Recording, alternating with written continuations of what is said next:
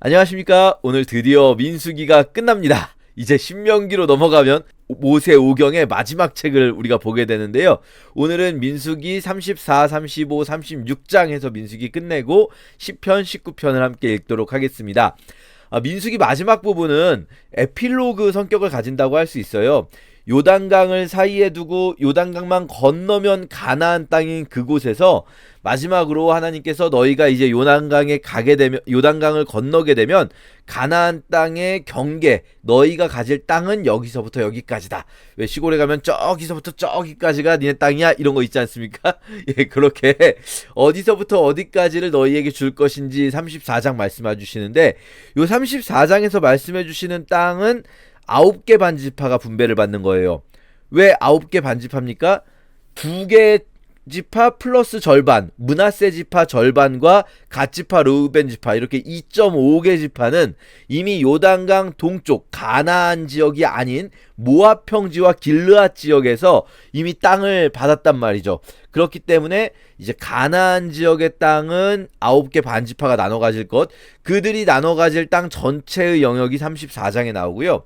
그리고 35장에서는 이 9개 반지파, 그 총 12개 지파에 속하지 않은 또 한 지파가 있죠. 레위 지파가 있습니다. 그래서 레위 지파에게 주실 땅 약속을 하면서 구체적으로 어느 도시라고 말씀은 안 해주셔요. 왜냐면은 이제 그거는 들어가서 우리가 여호수아에서 보게 될 건데요. 들어가서 보겠지만 개수는 레위 지파는 몇 개 성읍은 확실하게 가져야 된다. 48개 성읍이거든요. 그리고 48개 성읍 중에 6개는 특별히 레위의 도시들 중에서도 도피성 도시여야 된다 해서 35장에는 레위 지파가 받을 땅의 개수와 함께 도피성 율법이 있다라는 것, 그리고 36장 마지막에 생뚱맞게 이 민수기의 맨 끝자락에 마지막에 갑자기 이 슬로브앗이라는 사람의 딸들이 지난번에 나왔었거든요. 27장에서 5명의 딸들, 이 딸들이 다시 나와가지고 우리 땅 주세요라고 하는 부분 또 나오게 됩니다. 자, 34장부터 한 장 한 장 좀 살펴보면요. 34장 여러분이 읽으시면서 조금 어려우실 수 있어요. 왜냐하면 지명이, 솔직히 저도 모르는 지명이 너무 많이 나옵니다. 그런데 우리가 이거를 그냥 아무 생각 없이 그냥 지명이 나오는구나, 이런 땅을 얻는구나 이렇게 하면은, 이게 우리 성경 말씀은 그냥 단순히 역사 기록을 주신 게 아니거든요. 분명히 여기에 메시지가 담겨 있는 거예요. 근데 그 메시지가 무엇인지 파악할 수가 없지 않습니까? 그래서 여러분, 최대한 여러분이 아는 지명들만이라도 연결을 좀 해볼게요. 지금까지 읽어오시면서 조금 관심 가지고 보셨다면 지금까지 읽어오면서 귀에 들어와 봤을 그런 지명들입니다. 자, 보세요. 남쪽에서부터 동서남북 경계를 알려주시는 거예요. 자, 사방입니다. 사방. 가나안 사방. 가나안은 북쪽, 남쪽, 동쪽, 서쪽이 요런 경계다. 자, 남쪽은 에돔 곁에 있는 신광야가 기준이 되는 거예요. 그래서 남쪽 아래로, 사실은 더 아래로 내려가면은 이제 홍해, 에시온게벨과 에일랏이라고도 부르는 도시가 있는 홍해가 있지만 거기까지 내려갈 필요가 없죠. 사실 거기는 어차피 다 광야니까요. 신광야까지가 있어요. 요게 이제 가데스 바네아 기억나십니까? 그 가데스 바네아라는 도시가 있었죠.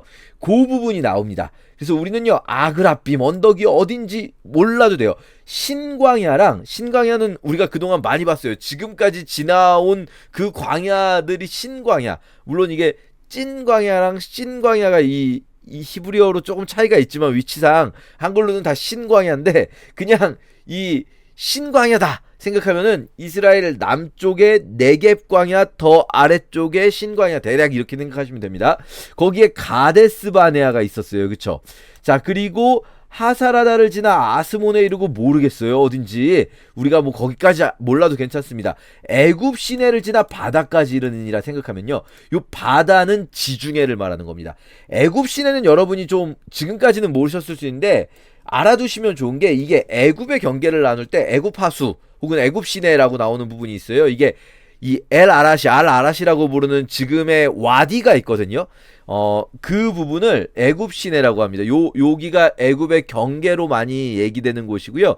시내 반도, 시나이 반도의 딱 그 중간쯤에 지중해 방향으로 나 있습니다. 그래서요, 여러분, 지금 남쪽 경계를 보면 어떻게 되어 있냐면, 남쪽 경계가 여기 엘 아라시, 지금 여기 살짝 영어로 보이는데요. 엘 아라시가 이쪽이거든요. 여기 이렇게 강이 있는 거예요. 그리고 여기에 이제 가데스 바네아가 여기 어딘가에 있는 거고요. 그러니까 요렇게가 남쪽 경계입니다. 요렇게 남쪽 경계라고 할 수 있겠어요. 자, 그러면 이번에 북쪽 경계는 사실 저희가 알 수가 없어요. 북쪽 경계는 좀 불명확합니다.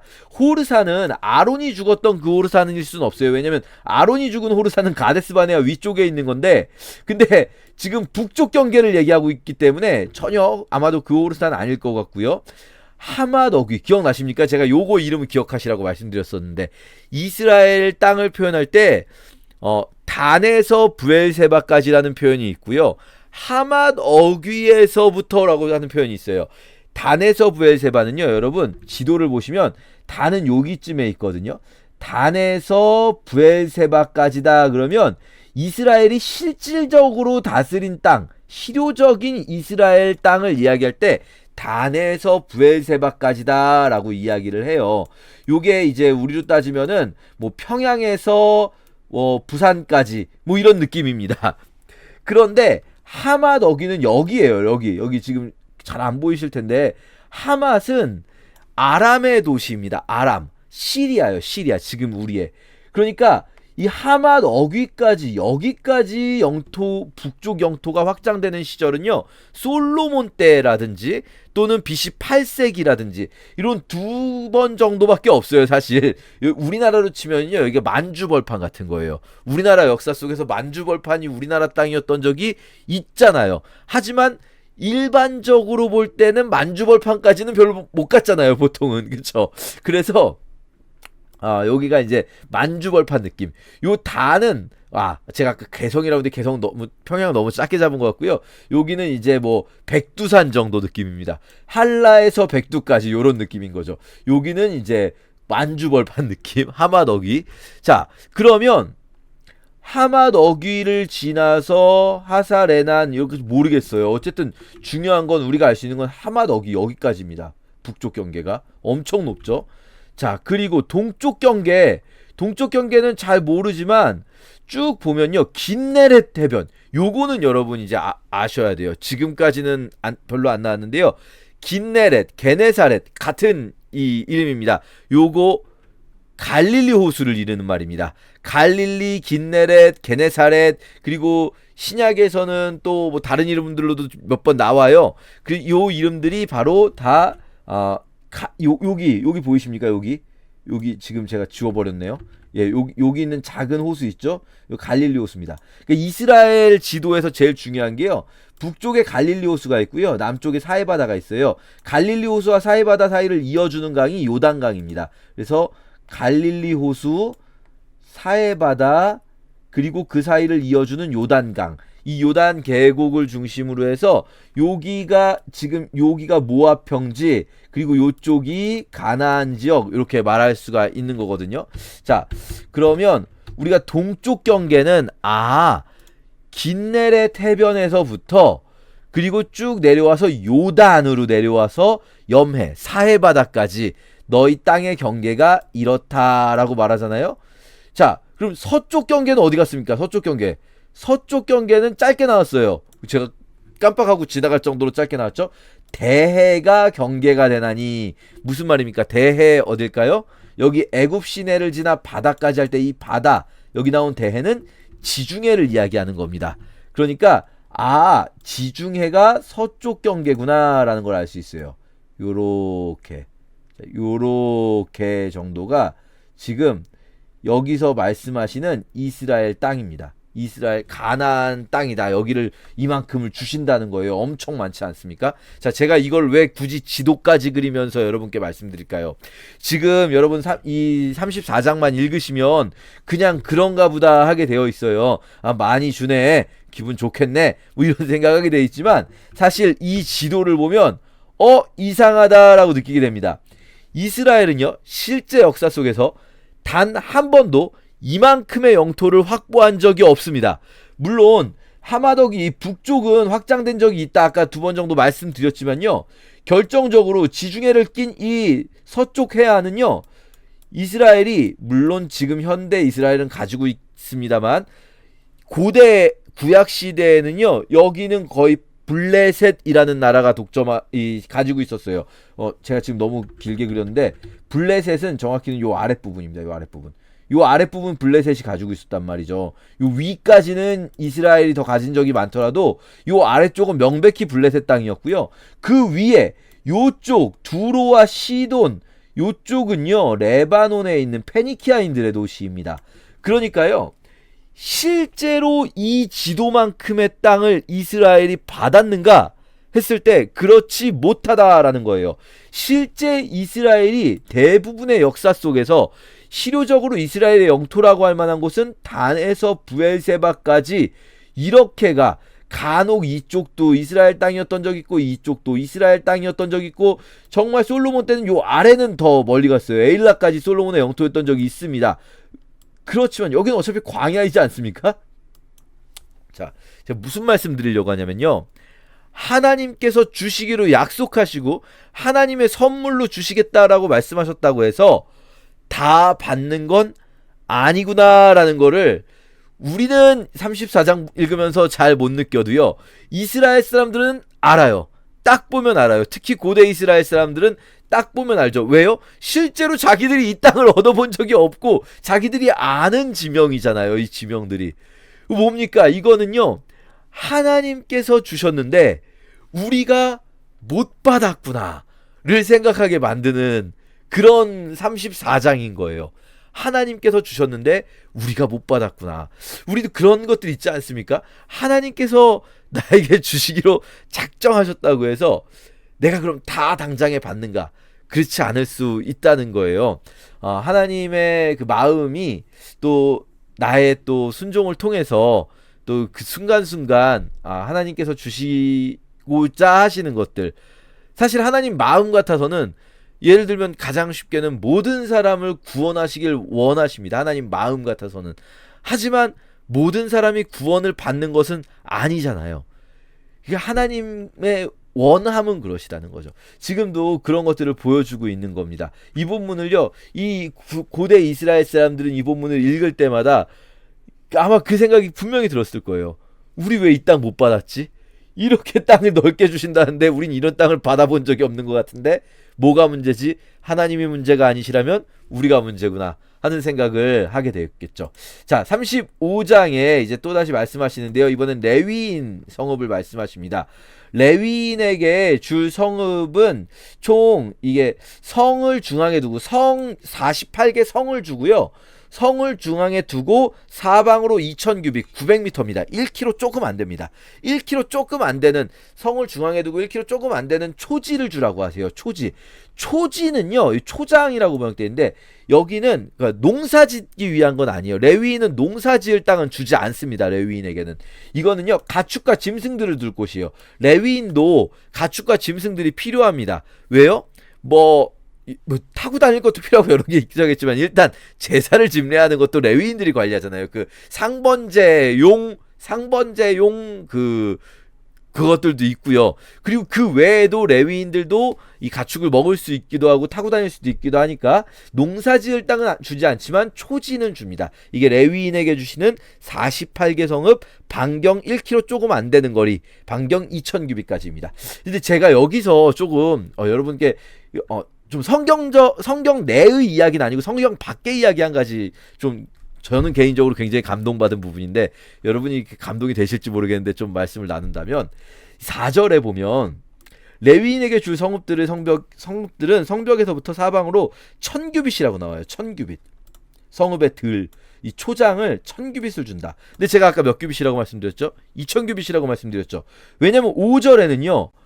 사방 1000규빗이라고 해놓고 동쪽으로 2000, 남쪽으로 2000, 서쪽으로 2000, 북쪽으로 2000 이렇게 나와 있어요. 사방 2000이 맞지 않습니까? 그죠? 이게요, 여러분 개역 개정판 말고 개역 한글판 예전 번역에는요 사면 2000규빗이라고 번역되어 있었어요. 그리고요 쉬운 성경 같은 것에도 봐도요. 2000규빗 떨어진 곳까지다. 4절에 2000규빗으로 돼 있죠. 이게 2000규빗으로 되어야 문맥상 말이 맞아요. 왜냐면 5절에서 당장 나오니까.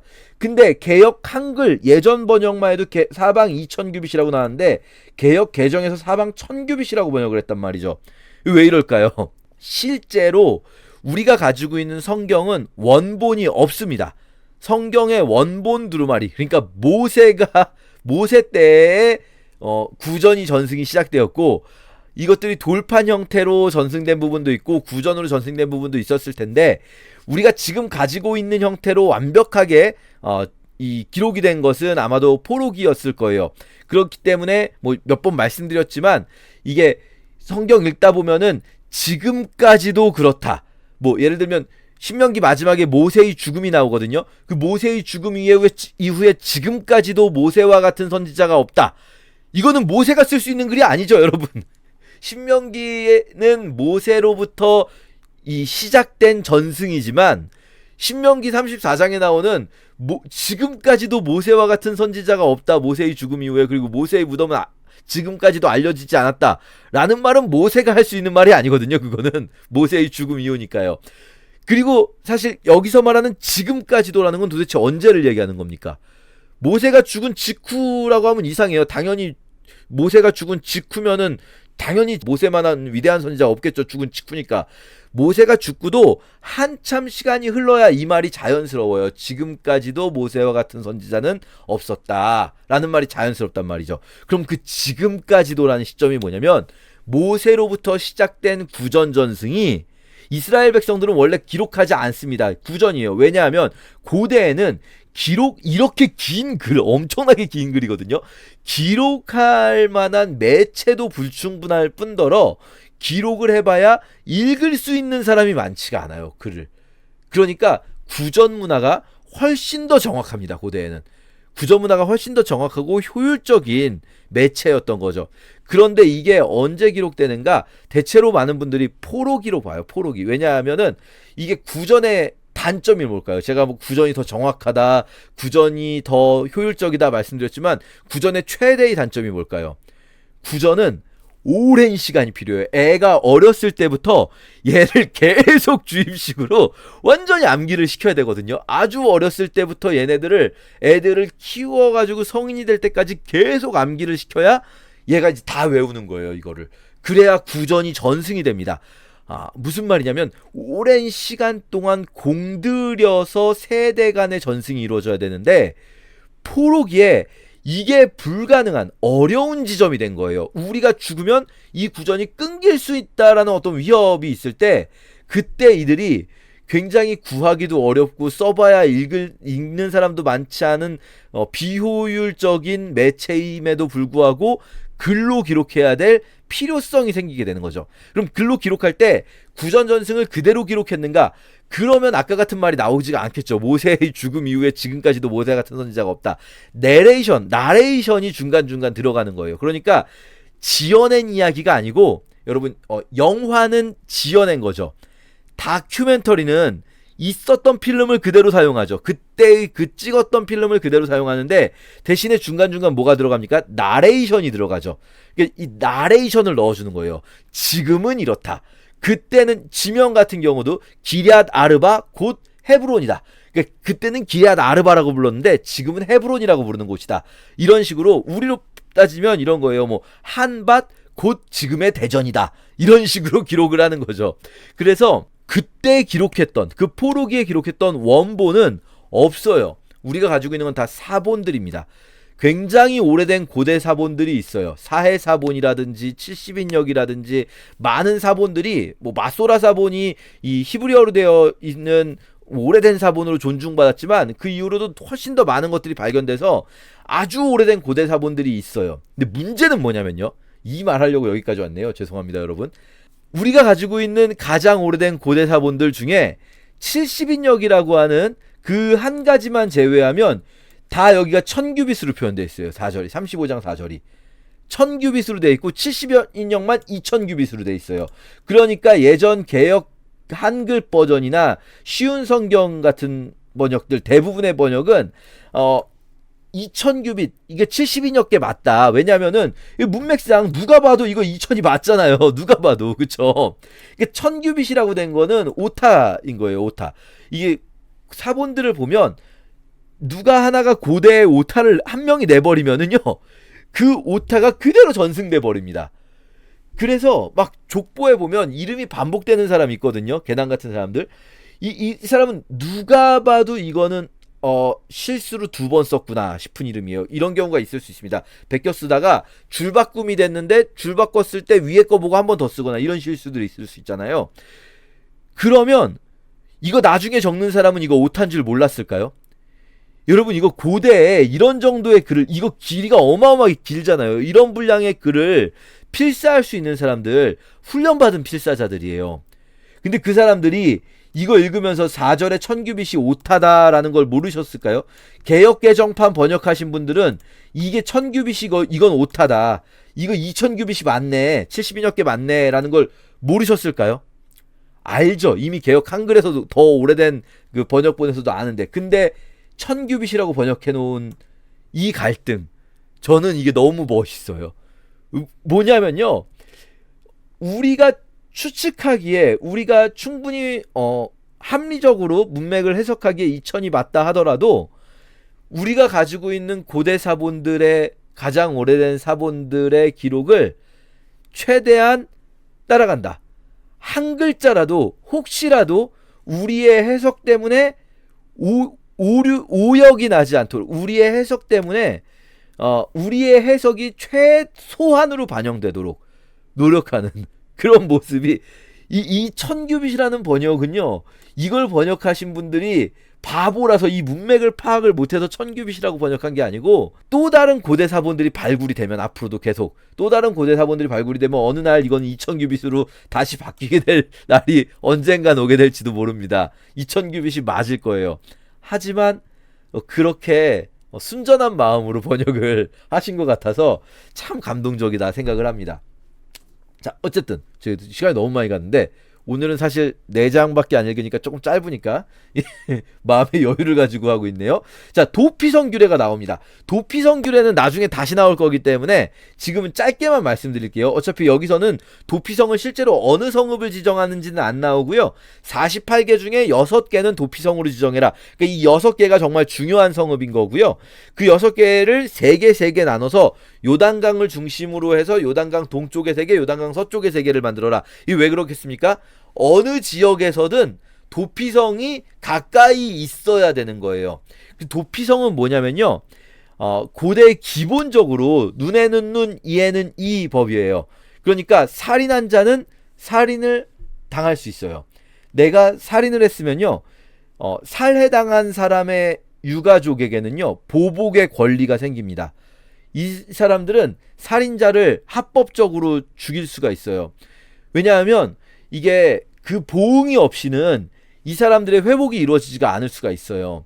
합당한 보응이 없이는 이 사람들이 회복되지 않을 수 있기 때문에 살인자에 대해서는 살인으로, 그렇게 사형으로 이 사람들의 회복을 이루어주는 방식이 있거든요. 근데 문제가 있어요. 뭘까요? 실수로 살인한 경우가 있잖아요. 실수로 살인한 경우. 그러니까 의도적인 살인이 아니라 사고가 나서 사람이 사망 사고가 난 경우가 있을 수 있죠. 근데 그 경우에도 유족의 마음은 사실은 뭐 비슷할 수가 있어요. 똑같을 수가 있어요. 유족은 보복의 권리를 가집니다. 이게 눈에는 눈, 이에는 이에 합당한 거죠. 근데 그렇다 하더라도 실수로 사고가 나서 사망한 경우에 이 사람 그대로 죽게 놔둘 수는 없잖아요. 그래서 필요한 것이 2가지입니다. 예루살렘에서 제단 뿔을 잡거나, 아니면은 우리 성막 때 봤었죠, 제단뿔. 그 제단뿔의 확장판. 제단뿔은 사실 예루살렘에밖에 없기 때문에, 아니 성소에밖에 없기 때문에 이게 아무나 제단뿔을 잡을 수가 없잖아요. 거기까지 가기도 힘들고. 그렇기 때문에 도피성이라는 것이 확장된 제단뿔이에요.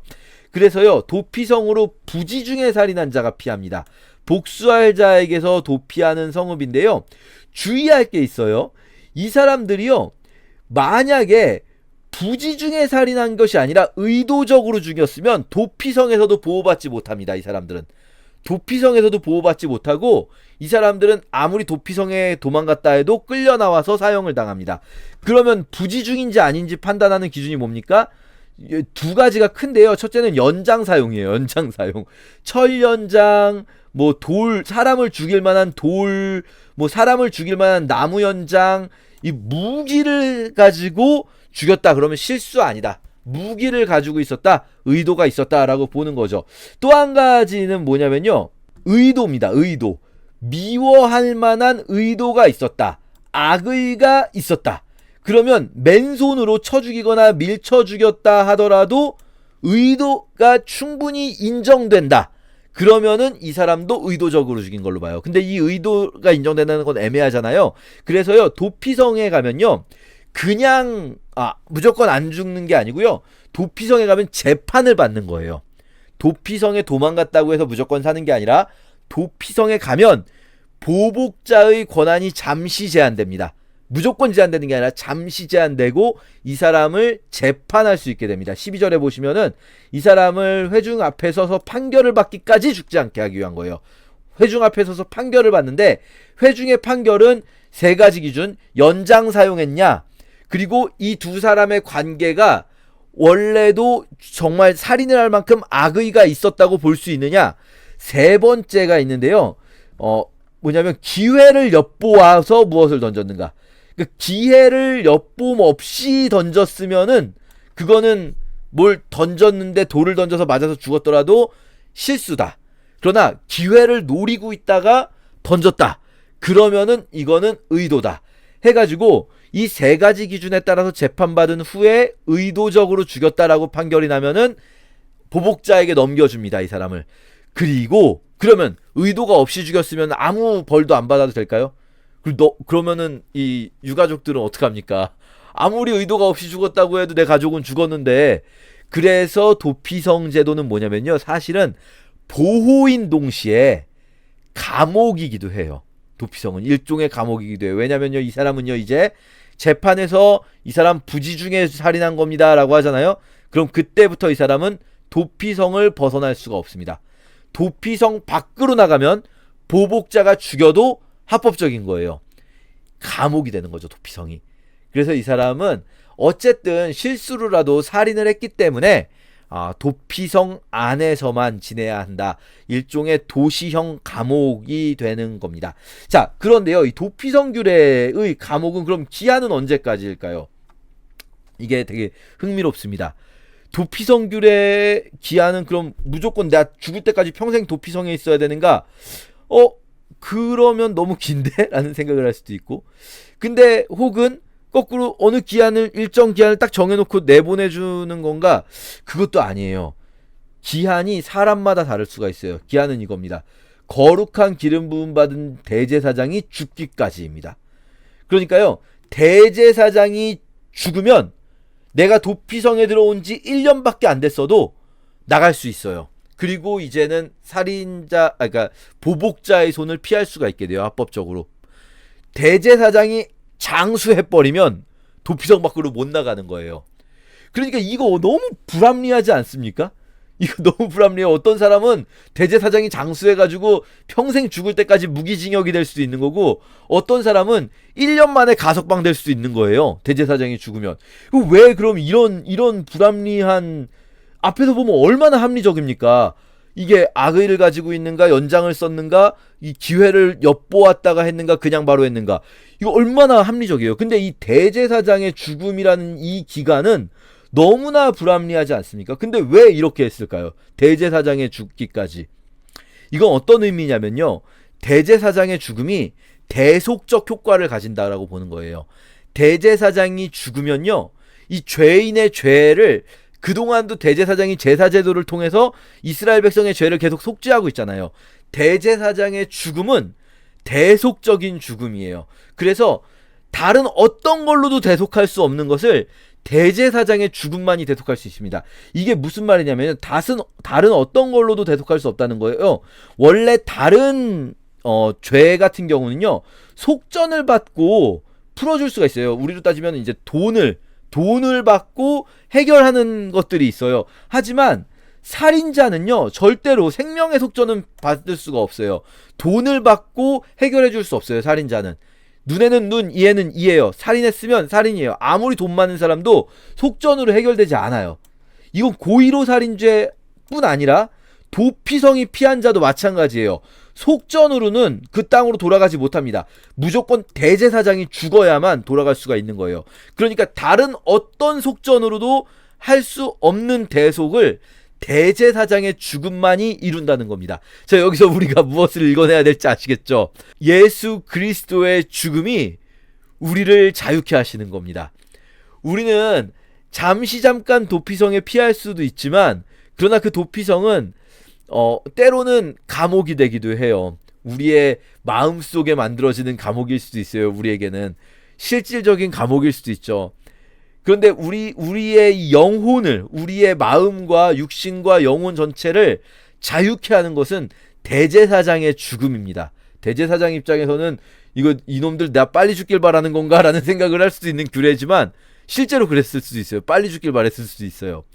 예수 그리스도께서 자신의 죽음을 통해서 다른 어떤 속전으로도 이룰 수 없는 완전한 구속을 이루시는 거죠. 자, 그렇게 도피성 규례가 있고요. 자, 36장 슬로보아스의 딸들은요, 또 설명할 것이 좀 있는데, 요거 짧게 설명해 보겠습니다. 슬로보아스의 딸들은 앞에 나왔었어요. 27장에. 그리고 하나님께서 여성들이더라도 땅을 소유할 수 있다고 말씀하셨어요. 근데 다시 나왔습니다. 슬로보아스의 딸들이 다시 이번에는요, 그 슬로보아스의 딸들 때문에 다른 사람들이 나와서 이야기를 해요. 다른 수령들이 모세에게 말합니다. 우리 그때 이 여인들에게도 땅을 주라고 하셨는데 이거 좀 말이 안 되는 것 같습니다. 왜냐면요, 여인들은 다른 지파 출신의 남자랑 결혼할 수도 있잖아요. 그러면은 우리 므낫세 지파의 땅인데 다른 지파랑 결혼해가지고 다른 지파 사람을 만나서 결혼하면은, 그러면은 그 땅이 나중에는 다른 지파의 땅이 되지 않습니까? 우리 므낫세 지파의 땅이 아니라.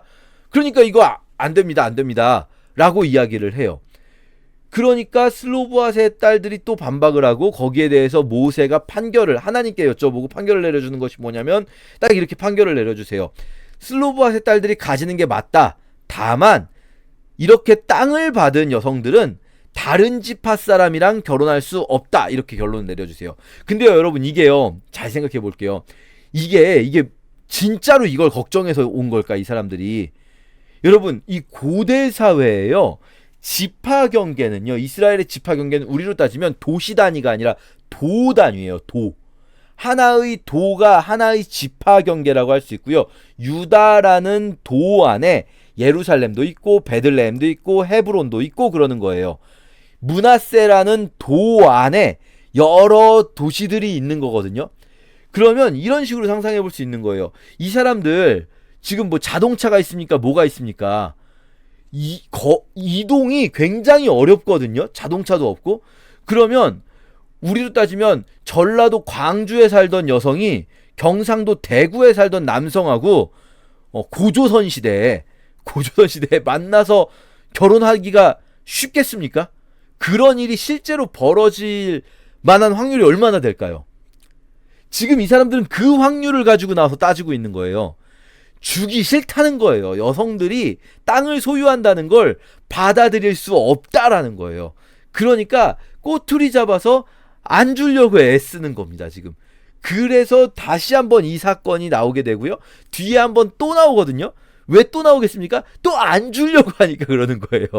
근데 그때마다 하나님께서 이 여성들의 손을 들어주신다는 것 기억하면서 오늘 본문 읽도록 하겠습니다. 제 34장. 여호와께서 모세에게 말씀하여 이르시되, 너는 이스라엘 자손에게 명령하여 그들에게 이르라. 너희가 가나안 땅에 들어가는 때에 그 땅은 너희의 기업이 되리니 곧 가나안 사방 지경이라. 너희 남쪽은 에돔 곁에 접근한 신광야니 너희의 남쪽 경계는 동쪽으로 염의 끝에서 시작하여 돌아서 아그라빔 언덕 남쪽에 이르고 신을 지나 가데스 바네아의 남쪽에 이르고 또 하살라다를 지나 아스몬에 이르고 아스몬에서 돌아서 애굽 시내를 지나 바닥까지 이르느니라. 서쪽 경계는 대해가 경계가 되나니 이는 너희의 서쪽 경계니라. 북쪽 경계는 이러하니 대에서부터 호르산까지 그어라. 호르산에서 그어 하맛 어귀에 이르러 시닷에 이르고 그 경계가 또 시브론을 지나 하살에난에 이르나니 이는 너희의 북쪽 경계니라. 너희의 동쪽 경계는 하살에난에서 그어 스밤에 이르고 그 경계가 또 스밤에서 리블라로 내려가서 아인 동쪽에 이르고 또 내려가서 긴네렛 동쪽 해변에 이르고 그 경계가 또 요단으로 내려가서 여매에 이르나니 너희 땅의 사방 경계가 이러하니라. 모세가 이스라엘 자손에게 명령하여 이르되 이는 너희가 제비 뽑아 받을 땅이라. 여호와께서 이것을 9지파 반쪽에게 주라고 명령하셨나니 이는 루벤 자손의 지파와 갓 자손의 지파가 함께 그들의 조상의 가문에 따라 그들의 기업을 받을 것이며 므낫세의 반쪽도 기업을 받았음이니라. 이 두 지파와 그 반지파는 여리고 맞은편 요단 건너편 곧 해돋는 쪽에서 그들의 기업을 받으리라. 여호와께서 또 모세에게 말씀하여 이르시되 너희에게 땅을 기업으로 나눌 자의 이름은 이러하니 제사장 엘라살과 눈의 아들 여호수아니라. 너희는 또 기업의 땅을 나누기 위하여 각 지파의 한 지휘관씩 택하라. 그 사람들의 이름은 이러하니 유다 지파에서는 여분네 아들 갈렙이요 시몬 지파에서는 암미우스의 아들 수멜이요 베냐민 지파에서는 기슬론의 아들 엘리다시요 단 자손 지파에서는 지휘관 요굴리의 아들 붓기요 요셉 자손 중 므낫세 자손 지파에서는 지휘관 에봇의 아들 한리엘이요 에브라임 자손 지파에서는 지휘관 십단의 아들 그무엘이요 스불론 자손 지파에서는 지휘관 바르나게 아들 엘리사반이요 이사갈 자손 지파에서는 지휘관 아산의 아들 발디엘이요 아셀 자손 지파에서는 지휘관 슬루미의 아들 아히굿이요 납달리 자손 지파에서는 지휘관 암미우스의 아들 부다헬이니라. 이들이 여호와께서 명령하사 가나안 땅에서 이스라엘 자손에게 기업을 받게 하신 자들이니라. 제 35장. 여호와께서 여리고 맞은편 요단강과 모압 평지에서 모세에게 말씀하여 이르시되 이스라엘 자손에게 명령하여 그들이 받은 기업에서 레위인에게 거주할 성읍들을 주게 하고 너희는 또 그 성읍들을 두르고 있는 초장을 레위인에게 주어서 성읍은 그들의 거처가 되게 하고 초장은 그들의 재산인 가축과 짐승들을 둘 곳이 되게 할 것이라. 너희가 레위인에게 줄 성읍들의 들은 성벽에서부터 밖으로 사방 1000규빗이라. 성을 중앙에 두고 성밖 동쪽으로 2000규빗, 남쪽으로 2000규빗, 서쪽으로 2000규빗, 북쪽으로 2000규빗을 측량할지니 이는 그들의 성읍에 들이며 너희가 레위인에게 줄 성읍은 살인자들이 피하게 할 도피성으로 6성읍이요 그 외에 42성읍이라. 너희가 레위인에게 모두 48성읍을 주고 그 초장도 함께 주되 너희가 이스라엘 자손의 소유에서 레위인에게 너희가 성읍을 줄 때 많이 받은 자에게서는 많이 떼어서 주고 적게 받은 자에게서는 적게 떼어줄 것이라. 각기 받은 기업을 따라서 그 성읍들을 레위인에게 줄지니라. 여호와께서 또 모세에게 말씀하여 이르시되 이스라엘 자손에게 말하여 그들에게 이르라. 너희가 요단강을 건너 가나안 땅에 들어가거든 너희를 위하여 성읍을 도피성으로 정하여 부지 중에 살인한 자가 그리로 피하게 하라. 이는 너희가 복수할 자에게서 도피하는 성을 삼아 살인자가 회중 앞에 서서 판결을 받기까지 죽지 않게 하기 위함이니라. 너희가 줄 성읍 중에 6을 도피성이 되게 하되 세 성읍은 요단 이쪽에 두고 세 성읍은 가나안 땅에 두어 도피성이 되게 하라. 이 6성읍은 이스라엘 자손과 타국인과 이스라엘 중에 거류하는 자의 도피성이 되리니 부지 중에 살인한 모든 자가 그리로 도피할 수 있으리라. 만일 철연장으로 사람을 쳐 죽이면 그는 살인자니 그 살인자를 반드시 죽일 것이요 만일 사람을 죽일 만한 돌을 손에 들고 사람을 쳐 죽이면 이는 살인한 자니 그 살인자는 반드시 죽일 것이요 만일 사람을 죽일 만한 나무 연장을 손에 들고 사람을 쳐 죽이면 그는 살인한 자니 그 살인자는 반드시 죽일 것이니라. 피를 보복하는 자는 그 살인한 자를 자신이 죽일 것이니 그를 만나면 죽일 것이요, 만일 미워하는 까닭에 밀쳐 죽이거나 기회를 엿보아 무엇을 던져 죽이거나 악의를 가지고 손으로 쳐 죽이면 그 친자는 반드시 죽일 것이니 이는 살인하였음이라. 피를 보복하는 자는 살인자를 만나면 죽일 것이니라. 악의가 없이 우연히 사람을 밀치거나 기회를 엿봄이 없이 무엇을 던지거나 보지 못하고 사람을 죽일 만한 돌을 던져서 죽였을 때에 이는 악의도 없고 헤아려 한 것도 아닌즉 회중이 친자와 피를 보복하는 자 간에 이 규례대로 판결하여 피를 보복하는 자의 손에서 살인자를 건져내어 그가 피하였던 도피성으로 돌려보낼 것이요, 그는 거룩한 기름 부음을 받은 대제사장이 죽기까지 거기 거주할 것이니라.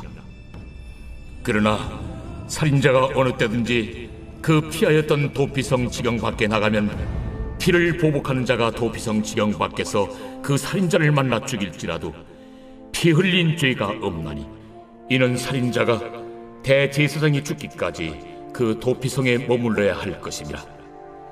대제사장이 죽은 후에는 그 살인자가 자기 소유의 땅으로 돌아갈 수 있느니라. 이는 너희의 대대로 거주하는 곳에서 판결하는 규례라.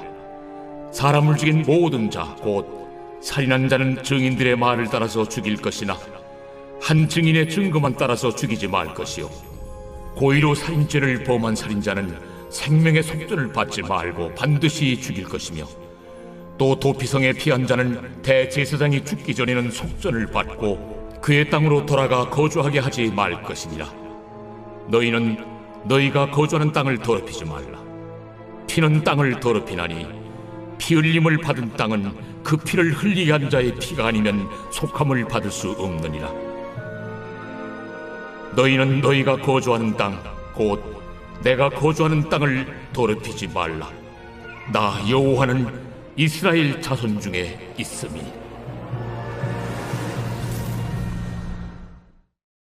제 36장. 요셉 자손의 종족 중 므낫세의 손자 마길의 아들 길르앗 자손 종족들의 수령들이 나와 모세와 이스라엘 자손의 수령된 지휘관들 앞에 말하여 이르되, 여호와께서 우리 주에게 명령하사 이스라엘 자손에게 제비 뽑아 그 기업의 땅을 주게 하셨고, 여호와께서 또 우리 주에게 명령하사 우리 형제 슬로브앗의 기업을 그의 딸들에게 주게 하셨은즉 그들이 만일 이스라엘 자손의 다른 지파들의 남자들의 아내가 되면 그들의 기업은 우리 조상의 기업에서 떨어져 나가고 그들이 속할 그 지파의 기업에 참가되리니 그러면 우리가 제비 뽑은 기업에서 떨어져 나갈 것이요, 이스라엘 자손의 희년을 당하여 그 기업이 그가 속한 지파에 참가될 것이라. 그런즉 그들의 기업은 우리 조상 지파의 기업에서 아주 삭감되리이다. 모세가 여호와의 말씀으로 이스라엘 자손에게 명령하여 이르되, 요셉 자손 지파의 말이 옳도다. 슬로브앗의 딸들에게 대한 여호와의 명령이 이러하니라. 이르시되 슬로브앗의 딸들은 마음대로 시집가려니와 오직 그 조상 지파의 종족에게로만 시집갈지니, 그리하면 이스라엘 자손의 기업이 이 지파에서 저 지파로 옮기지 않고 이스라엘 자손이 다 각기 조상 지파의 기업을 지킬 것이니라 하셨나니, 이스라엘 자손의 지파 중 그 기업을 이은 딸들은 모두 자기 조상 지파에 종족되는 사람의 아내가 될 것이라.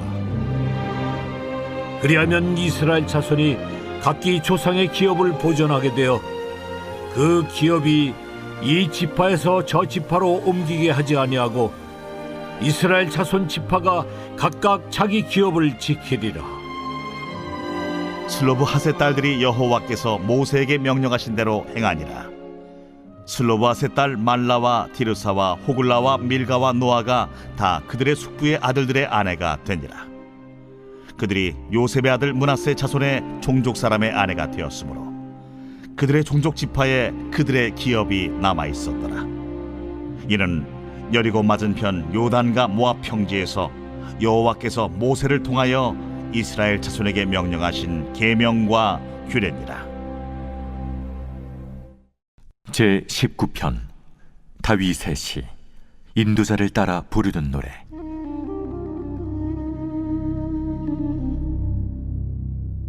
하늘이 하나님의 영광을 선포하고 궁창이 그의 손으로 하신 일을 나타내는도다. 날은 날에게 말하고 밤은 밤에게 지식을 전하니 언어도 없고 말씀도 없으며 들리는 소리도 없으나 그의 소리가 온 땅에 통하고 그의 말씀이 세상 끝까지 이루도다. 하나님이 해를 위하여 하늘의 장막을 베푸셨도다. 해는 그의 신방에서 나오는 신랑과 같고 그의 길을 달리기 기뻐하는 장사 같아서 하늘 이 끝에서 나와서 하늘 저 끝까지 운행하며 그의 열기에서 피할 자가 없도다. 여호와의 율법은 완전하여 영혼을 소송시키며 여호와의 증거는 확실하여 우둔한 자를 지혜롭게 하며 여호와의 교훈은 정직하여 마음을 기쁘게 하고 여호와의 계명은 순결하여 눈을 밝게 하시도다. 여호와를 경외하는 도는 정결하여 영혼까지 이루고 여호와의 법도 진실하여 다 의로우니 금 곧 많은 순금보다 더 사모할 것이며 꿀과 송이꿀보다 더 달도다. 또 주의 종이 이것으로 경고를 받고 이것을 지킴으로 상이 크니이다. 자기 허물을 능히 깨달을 자 누구리요? 나를 숨은 허물에서 벗어나게 하소서. 또 주의 종에게 고의로 죄를 짓지 말게 하사 그 죄가 나를 주장하지 못하게 하소서. 그리하면 내가 정직하여 큰 죄과에서 벗어나겠나이다. 나의 반석이시요 나의 구속자이신 여호와여, 내 입의 말과 마음의 묵상이 주님 앞에 연락되기를 원하나이다.